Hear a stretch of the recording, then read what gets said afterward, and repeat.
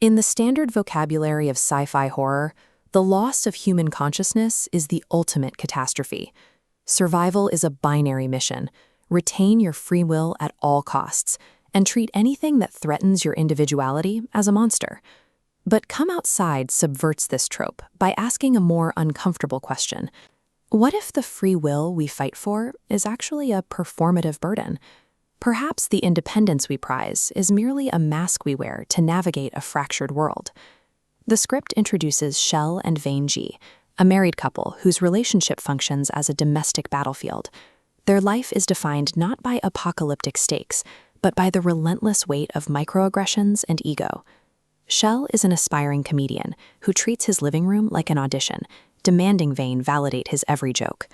When she finally breaks character, she attacks the very core of his vanity, telling him plainly that Saturday Night Live ain't calling you no time soon. This friction between Shel's need for domestic authority and Vane's weary autonomy creates a power struggle that predates the arrival of any outside threat. The narrative establishes that Shel's ego is already the dominant force in the house, before the world even begins to change. The inciting incident arrives via the radio. An astrological shift has turned the sun red. NASA and global authorities report a strange frequency shift in the atmosphere, warning of a mind-altering barricade themselves inside. This solar event induces a state of serene, absolute connectivity. Instead of the typical cinematic rage, the red light pulls the population into a tranquil hive mind, replacing individual anxiety with a shared planetary consciousness.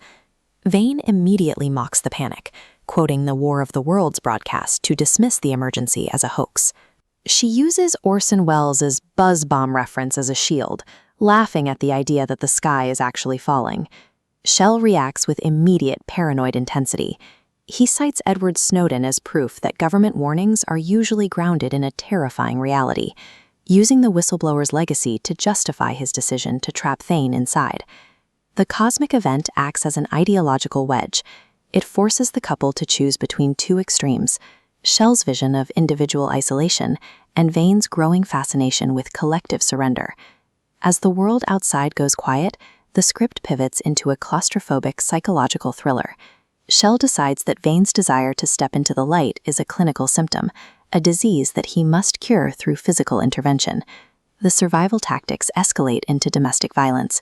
Shel overpowers Vane, ties her up with his own belt, and drags her into a bathroom he has lined with reflective aluminum foil to create a makeshift isolation chamber. He forces her under a high-intensity blue UV light, a cure meant to counter the effects of the red sun. Vane is left bound and suffocating under a survival blanket, screaming that she cannot breathe, while Shel monitors her recovery. Shel perceives his actions as heroic in logging these survivalist mechanics through the lens of domestic abuse. The script demonstrates how easily the logic of the male ego becomes a tool for tyrannical control when faced with a threat it cannot dominate. When Shel finally turns the light off, he expects gratitude. Instead, Vane remains emotionless, using the moment to strip away the pretenses of their marriage and expose the emptiness of his protective hero fantasy. She admits that her entire personality has been a performance, a mask she wore to placate his ego. Her compliance was never a sign of a healthy marriage.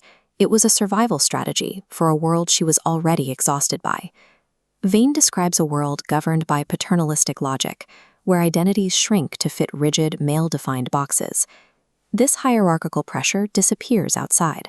The cosmic hive mind operates as an egalitarian web, where every node is equal and connected through pure empathy. Ultimately, Shel's fight for free will is revealed as a desperate effort to preserve a social hierarchy where he sits at the top. He is fighting to maintain his power, not his humanity. In the final moments, Shel chooses total isolation. He wraps himself in a crinkling survival blanket, physically throwing Vane aside and bolting out of the cabin to escape into the woods. He runs into a dark, lonely forest, while Vane and their friends do the opposite. They walk calmly into the red light, joining the collective consciousness with expressions of total peace. The divergence is absolute. Those who surrendered their individual ego found a state of salvation, while Shel, the one who fought for his autonomy, is left shivering alone in the shadows, trapped in a cycle of perpetual fear. We are socially programmed to root for the survivor, the individual who refuses to conform. But Woodson's script challenges us to look at the collateral damage of that survival. Shell's brand of independence required the active, violent oppression of his partner and a complete rejection of the natural world. His free will was inseparable from his need to dominate others. The narrative positions the human ego as the primary architect of our suffering. It is the wall we build to keep the universe out, ensuring we remain isolated and small. For the characters who join the hive mind, surrendering the self becomes the only rational response to a fractured existence.